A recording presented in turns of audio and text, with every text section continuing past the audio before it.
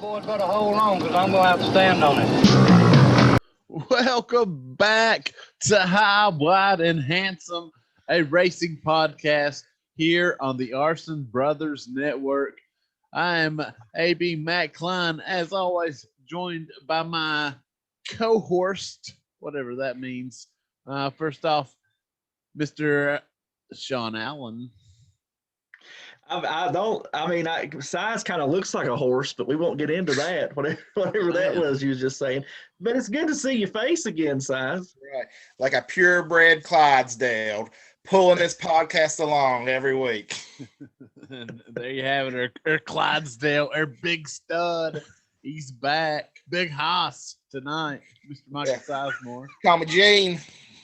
Oh, Lord. We're back after an eventful weekend in Daytona. I guess for the second week in a row, you could say that under certainly different circumstances.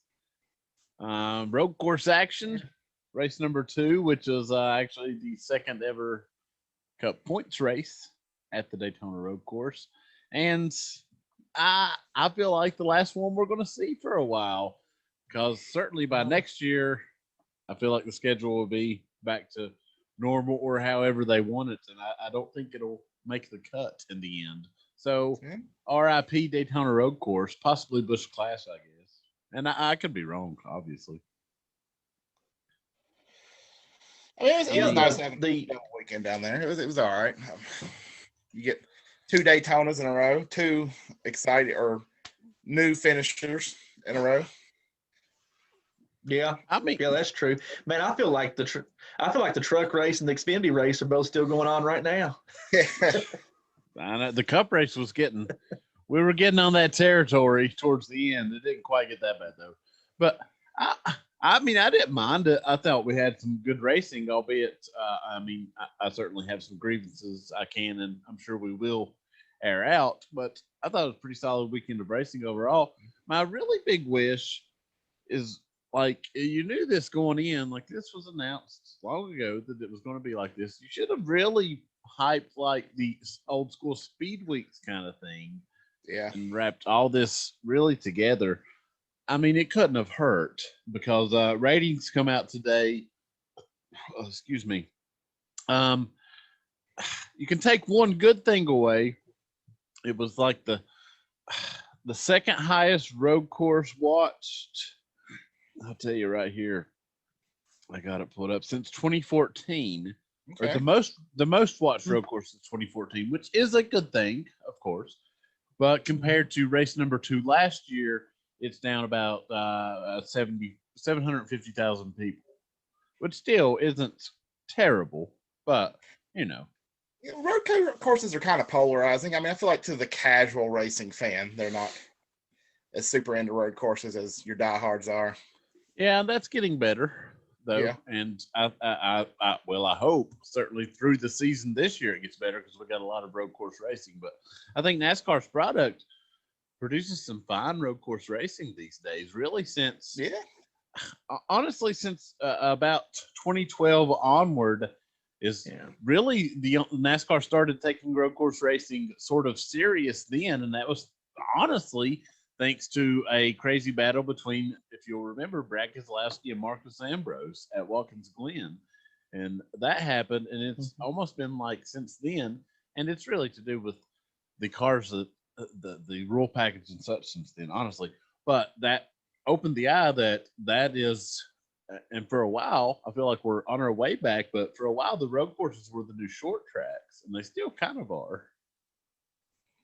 No, that's true because during, like you said, during that time, man, road courses all of a sudden got really, really hot, and the last couple of years, I mean, it feels like, at least in the eyes of some fans anyway, it's cooled off a little bit. But I mean, I know around that time there for several years that the 2 road courses a year were I was really looking forward to them a lot because they just got really, really good, and I still like them. I mean, I don't dislike them by any means. I mean, I think that. Like the races this weekend, for example, I mean, like at the end of the Cup race, I mean, most of those cars look like they'd been at old school Bristol. Exactly. You know what I mean? Like just probably held together. So lots of times when you have cars looking like that, definitely had some exciting things happening on the track for better or worse. So I mean, yeah, I didn't mind it necessarily. No. Yeah.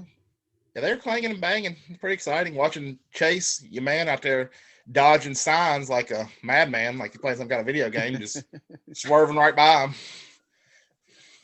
There was certainly some wildness. I wonder if NASCAR is going to make him pay for that camera. Oh yeah, yeah. He jacked up that Fox cam for sure. It gave us a cool shot though, but yeah, I mean, I'm certainly good with the road course action. I think it just puts a bit back in the driver's hands, and that goes to, like I said, about the time that rules package changed, begin developing, evolving, whatever you want to say.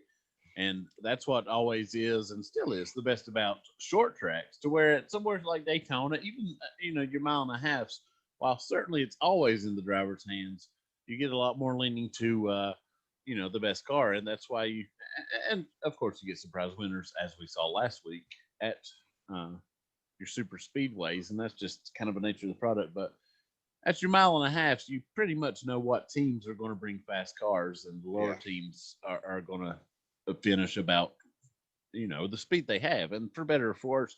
But I think road courses now we're seeing it. If you look at the top 10 even of this week, well, certainly Christopher Bell, a bit of a surprise. I mean, he's got a Xfinity road course win, but I don't think anyone probably had him pegged going in to win this race.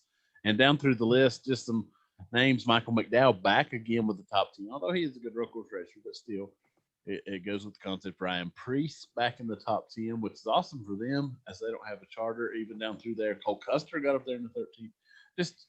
You just see some guys getting a chance to do some things, I feel like, beyond their equipment. Yeah. And that's a cool thing. So I agree with that. Yeah. But the biggest complaint, and of course we'll speak Christopher Bell. I think we said here in our first podcast back this year that we thought Bell was going to be fast all year, and he's proven it. I think even earlier than we expected. Yeah. Yeah, it was really cool seeing him win. I mean, young guy, second season in Cup there. Yeah, I guess so. Or yeah. First year in some kind of big name equipment, and just went out there and raced really well. There at the end, I mean, outraced Logano, who's, like him or not, one of the best drivers out there right now, and pulled it off for a cool little win there. Yeah, absolutely. Yeah, cool. And one thing I'll say about it is it wasn't it wasn't one of those wins where it's like, oh, he just fell into it at the end of the fluke. I mean, he ran really good all day. I mean, he was running in the top 3 or 4 for a long time. So I mean, it wasn't like he just kind of backed into a win or whatever. I mean, he earned it. He did a good job. Yeah, I agree. He was. I mean, they were, like you said, top 5 all day, and there at the end. And this really gets to our next point. Chase Elliott certainly was cream of the crop, if you will, all day. It was. I mean, he didn't. Well, he led a lot. Even at the times he wasn't leading, it was very obvious he was the fastest car. But there at the end, with like a 15, 14, whatever to go, it seemed Chase had a big lead, and it seemed like Bell was actually reeling him in a bit. Now, granted, Chase could have been cooling his tires down. We don't know, because we got what is now a very controversial and hot button issue of the week, but that last rain caution. And now you can open the debates, but a lot of people very upset about this, saying NASCAR threw an entertainment value caution. I saw others certainly taking up for it, and saw some interesting takes, from people who are actually at the speedway and on some teams. So we'll dissect that just a bit. Yeah, I mean, I can see the complaints there. I mean, but if they hadn't thrown that caution and then it continued to rain harder, I mean, at the time they threw it, it was just drizzling on part of the track there, or light rain. What TV gave us at least said a pop-up shower happened. I forget the exact turn, but in one turn, and I mean, they claimed it rained hard, but we never for sure saw much wetness, at least to the naked TV eye. And I say that because, and I'll get to that, but also, and a lot of people have noted, and they were, Jeff Gordon and Clint Boyer were kind of laughing and joking about it in the booth, saying, well, no one would get rain tires here, which, I mean, was obvious in the situation, but yeah, just, I don't know. Yeah. But yeah, I mean, if it had escalated into a larger rain shower and they hadn't thrown that caution, then everybody would be complaining, oh, they should have thrown a caution so they could get rain tires on. They're out there in slicks in the rain. And I mean, it's kind of a risky take either way. I mean, you can't control the weather. Plus, I mean, it made it more exciting for me because it meant Chase wasn't out there dominating like he had been for the rest of the race. And that's the controversy or the conspiracy. That is a conspiracy, and everybody knows it. And I saw, and this will be interesting to get your take, Sean, as a true diehard Chase Elliott fan, because I have saw that argument also, that saying it's the Chase Nation, whatever you want to call it, just rising up because of that. And so it'll be interesting to hear your opinion here. Well, first of all, the real controversy of the week is evidently I talk about Hendrick Motorsports too much. So I don't know where y'all get that idea at. So we're just going to leave that where it is. But a loving meme. Yeah, but you know what? I mean, it's one of those darned if you do, darned if you don't situations. I mean, you know, like I'm not going to sit here and say, well, it wasn't raining hard enough. I mean, honestly, when I was watching it, it really didn't cross my mind either way that like, oh, they're throwing this, you know, just to tighten the field up, and they could have. Who knows? But I will say, like Matt, you were talking about, you know, what it looked like on TV versus whatever. Well, I mean, I can tell you, I've been at races before where, you know, the conditions I was actually in when I watched it back on TV weren't really coming through. You know what I mean? Like, for example, in Martinsville in 2015, I mean, you know, it was getting really dark, and after that's when they put the lights up at Martinsville. Well, on TV, it really didn't come across how really dark it was getting there. You know what I'm saying? It was getting a little bit hard to see the cars even going around. So, I mean, you know, I honestly, I don't feel like it's a huge conspiracy or anything. I think there's going to be people mad no matter what you do in that situation. I mean, if they say that, you know, Chase Elliott Nation is rising up, well, if they say he'd come through the corner, it was wet and wiped out, well, then they'd be mad about that, right? Well, they say they should have threw the caution. So what are you going to do? Yeah, that's I like that, and that's I'll get to mine. That's basically where I'm at on it. Like watching it live, I'm like you guys. I in no way immediately thought, "Oh, phantom caution" or what have you. I really didn't. I thought I did think in my head it doesn't look like it's raining that hard, but also I thought even in that moment and still now, this is all pretty new to NASCAR. Like we said, we really just started taking road course racing seriously like 10 years ago, and really just started taking it like real seriously, honestly, trying to this year. For better or for worse, we don't know, but it's true. As far as really being prepared to race in the rain. And I know we saw it some at the Roval, but we've not saw quite this situation to where, is there enough rain? Is there not enough rain? And I don't know who made that call, or not saying it was right or wrong, but in that same boat, as we said, you're kind of damned if you do, damned if you don't. So what do? I say you do it, especially if it potentially is even a remote safety concern. So why wouldn't you? You know what? I remember about this time last year, Joe Gibbs used a weather machine to get his car in victory lane. It seems like maybe, I mean, I'm not saying it is. I'm not saying it's not. But it seems like Coach might have fired that machine back up, or tried to. Might have malfunctioned, and he just got a little sprinkle in turn 3. Worked out for him, though. Yeah, still worked out. But yeah, so no conspiracy here, although we've somehow talked about conspiracy, except about the weather machine. We've talked about conspiracy every week so far. I don't know how it happens. I guess it comes with the territory, apparently. But this one actually out in the universe. The rest of them we just kind of make up. Well, we're just trying to appeal to all fan bases. Exactly. But yeah, so that's cool. We'll speak on back-to-back first-time winners. I don't know when. I should have looked it up before we started, but I don't know when the last time that happened was. It's been a while. Yeah. Think about right now, the Chase playoffs, whatever it's called now. It's 2 guys that have never been in it before. if this continues, I mean, who knows who's going to be racing in the playoffs this year? Oh yeah. I don't think it's going to continue, but it'd be cool. Well, no, the point standings at the moment, and of course, granted, we're 2 races in, but like the top 16 is crazy. Yeah. Yeah, it really is.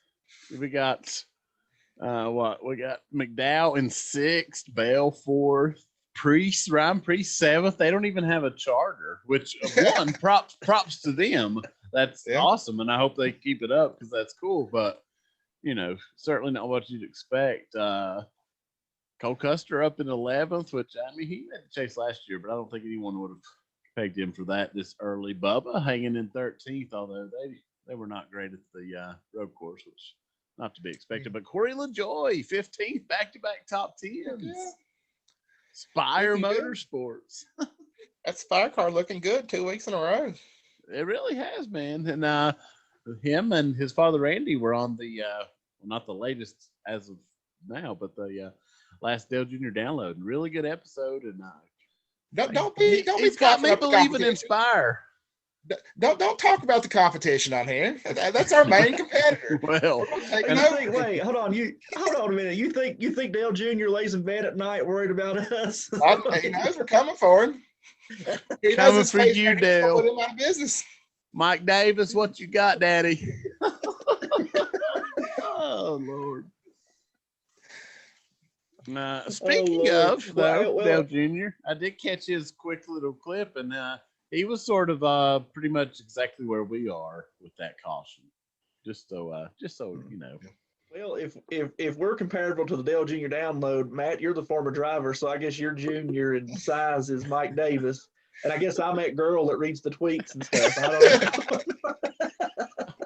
That's how it shakes down, I guess. I need a fancy table like that man's got. That table behind you looks pretty fancy. I see a bottle of Richard Petty whiskey sitting on it. There is some old 43 blend there. Like to be cracked in the 20 car celebration of Bell, although it's a 1999 Stewart rookie car, so not still same team though. Yeah. But also it was. Oh, go ahead. I was just going to say, Christopher Bell's the 6th driver in NASCAR to win in the 20, by the way. Number 6. Yeah. That's awesome. That's cool. It's cool. Another driver. Well, several drivers will speak of the race that had good runs. Well, that's kind of what we've been. But Daniel Suarez ended up 16th, which, I mean, solid enough. But when you find out what the man went through, that's actually very impressive because apparently with about 25 to go, he started feeling ill. And with around 15 to go, he vomited inside the car, which, yes, is inside his helmet. He finished the race, though, brought it home 16th. Yeah, I bet that smelled real good. Oh, man. Man, when I was reading that the other night, I mean, it just turns my stomach to imagine what that was like. Oh. I feel like if it was much more than that, even that length of time, but if it was more than that, like, could you stand it? Or do you get used to it? I mean, I realize... you go nose blind to it. You don't smell the smell anymore. I mean, obviously, initially, it's going to be terrible, but also, I mean, it's your own brew. Does that play into it? I think that's just for farts. I don't think that works for puke. No, I don't think everybody likes their own brand when it comes to puke. Do we have to test this? You can. No, we don't need to test. Yeah, that had to be miserable. The closest thing we can compare to, and I feel like what's better, what's worse is the poop race, as it's dubbed, with Tony Stewart at Watkins Glen. I don't know. I mean, at least it's not right in your face. It's not right in your face. I think Smoke ran like about a third of the race after that. So it is longer time. I don't know. I don't want to do either. But I'd rather not be in either situation. No. I bet there's... that's not... Go ahead. I'm just going to say, that's not technically... There's no way that's the first time that either of those has happened. Yeah, that's what I was about to say. How many times does... Yeah. How many times does similar situations happen that we have ever hear about. You know, it does. It has to. And most school guys, they drink a pint of moonshine, puke it all up, and then go racing, win the thing. That's how they got started. But I wouldn't want in that situation for sure. We definitely got to speak on Ty Gibbs. Yeah. First Xfinity race with a win. Crazy. Like I figured they'd be solid, and certainly need some time to adjust. Did not expect him to come first race out the gate in Xfinity, 2 at a road course, and be not only win but literally was by far the fastest, in my opinion. There, it was crazy. Yeah, I mean, it looked like Kyle Busch out there in that 54 car. Quite honestly, some of the stuff he was doing. I mean, So the elephant in the room. Let's go ahead and address it. Coach Joe's grandson and running that good. Who's sweating and got their worries on in the Cup Series, because that boy will be up there pretty soon the way it's looking. Well, I think in our very first episode we called who's sweating it. Oh, that's true. I think you're right. Or Truex, very well. I feel like if a piece of that puzzle does get removed for Ty in the next few years, it would be Truex. But there's another scenario. 23XI could field as much. It's basically same thing. And they got 3 more slots. They can go all the way up to 4 cars eventually if they so choose. And they've claimed they definitely will expand. Just something to ponder. So are you saying that Ty goes to 23XI, or that Denny goes to 23XI and Ty gets his ride? Well, I think Denny signed with Joe through 23 now, at least, which Ty will certainly need at least a year of Xfinity, no matter, you just have to get adjusted to everything. But they did announce they added 14 more races to what was his partial schedule. So he's running I think 20 races now. I don't guess you would be able to. I don't know. Can you race your way to chase eligibility in that time? I don't know the rules or the possibilities, but he got the win. Yeah. I know one thing, as impressive as that boy was, I would be looking at who else I had in that car and deciding, do I really want him in there? That's what I thought. The rest of the schedule is Ty Dillon for 5 or 6 races, which we knew, which at the start of the year, awesome. But now it's it's Cup guys for 6 races, a mix of Kyle, Truex, and Denny through. I don't know the exact schedule right off. But. Yeah. So I thought it's the same thing. I'm sure sponsor agreements with those Cup guys especially would probably put an end to that. But you would have to think about it. Yeah. Yeah. Coach Joe had a heck of a weekend, though. He did, man. He grandson runs first race, wins it, and then the other young guy goes out and wins on Sunday. That's a real youth movement going on over there. But that's a good thing. Yeah. Dang, Toyotas were fast too. Yeah, they were. They had a solid weekend in general for Toyota. As much as I don't like him, won the truck race as well. Sorry to chime in, but the Toyota, not Joe. Yeah, but Busch, he got wrecked in first 3 laps there, and we thought he was done, but came back and finished pretty well there on Sunday. Kyle, not Kurt, the Toyota Busch. But he did. But speaking of Kurt, I want to mention that because that man somehow ended up 4th, and we saw him wreck at least 3 times. Which speaks to Kurt. That's kind of Kurt doing Kurt things, but it's still funny and entertaining. At one point, he was supposed to turn, but he just kept going straight. And he was in the lead. He wasn't anymore. He's like, let me try this shortcut. Nope. We're going to go now into our Homestead predictions as we get looking forward to the week ahead. Still in Florida. Down in the tip of Florida. Bienvenidos a Miami. Ooh, spicy. I apologize to any listeners that Si said something he don't know what he said right there. Man, if Will Smith can say it, I can say it. I know. You know, I'm going to Miami. Bienvenidos a Miami. Welcome to Miami.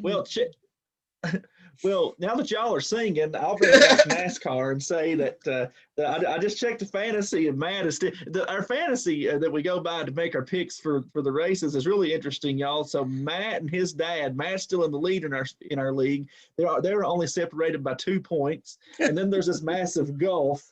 And then you've got Size and I, which I'm in third and Size is in fourth, and we're separated by 2 points. So we got there's 2 races going on inside the race here, guys. This is just too much. That's cool. I hadn't looked. Yeah, Matt, you're still in the lead, so I guess that means you get to make the first pick for Homestead. Yep. Okay. Well,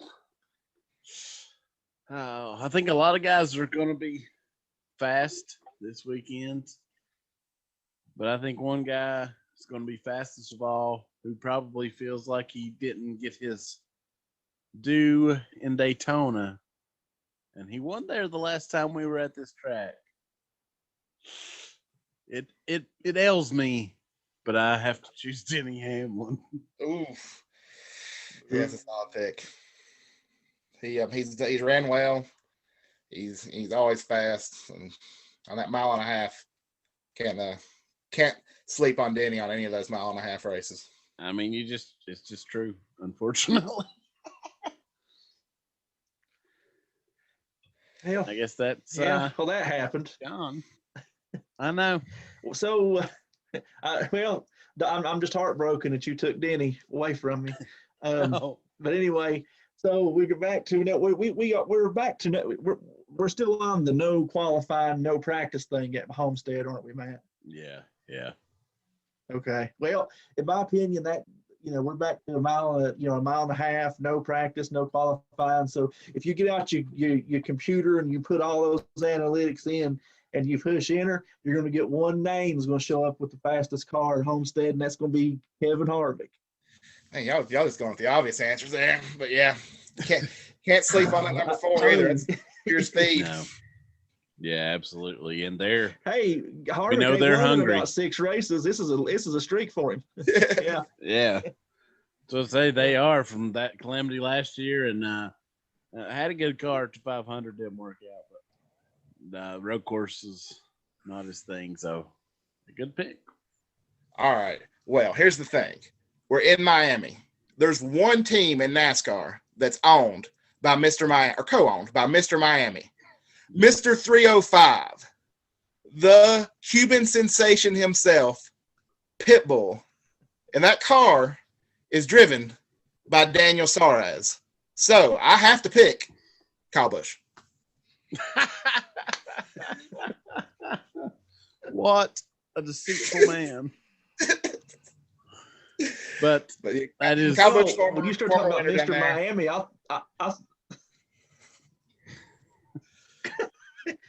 well, when you start talking about Mr. Miami, I thought The Rock had bought a NASCAR team. I don't know what you were talking about there first.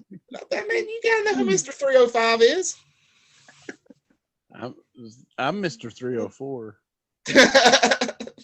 But yeah, Kyle Busch, that's an excellent choice. He's got at least a couple wins, if not more, down there, and one recently? Yeah, 2019, I think. Yeah, you're correct.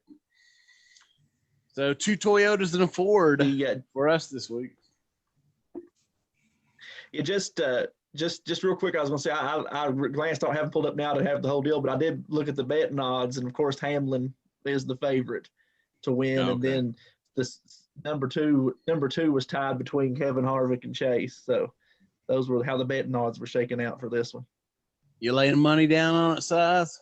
Oh, yeah, I'm going to put my money on Suarez, obviously. Got to make them long shots. That's how you make the money. I feel it. Hey, I did see some talk about they didn't think they had Larson high enough up, you know what I mean? Like that they thought people were going to win money on him because they had him more of a long shot than what he probably actually is. So, yeah, they're going to show up fast. He's always fast at that track, and he's never had, at least in theory, the equipment he's in right now. So, yeah. All right, that's going to wrap it up. High, wide, and handsome here. Check the description below. You'll find links to Arson Brothers Entertainment, our parent company, our Instagram, our Facebook racing group that we're trying to get going, and all the things. We got lots of cool shows coming up here. New Arson Brothers Eats will be coming. If you're watching this currently, it'll be coming later this week. Anything from you guys before we go? Don't forget to check out our sponsor, the Warehouse Clothing Company. Oh, that was terrifying. The Warehouse Clothing Company, Princeton, West Virginia. If you're local, stop in and see them. And if you're not, check them out on, of course, Google them. They got a website, Facebook, all that good stuff. You all kinds of good stuff you can find there. If you can dream it up, they'll make it for you. So check them out. Warehouse Clothing Company, Princeton, West Virginia. Sorry, guys. I got a cramp. I had to stand up. And as always, I'm podcasting in my underwear. So y'all don't want me standing in front of the camera. Oh, I did not know you always podcasted in your underwear. Yeah, I mean, all you see is the top half. Why not? What's the point of wearing pants for this? Fair enough. And last week, I didn't wear a shirt because I didn't have a picture. But no, I got nothing to plug. Follow us on social media. All right. Good night, everybody.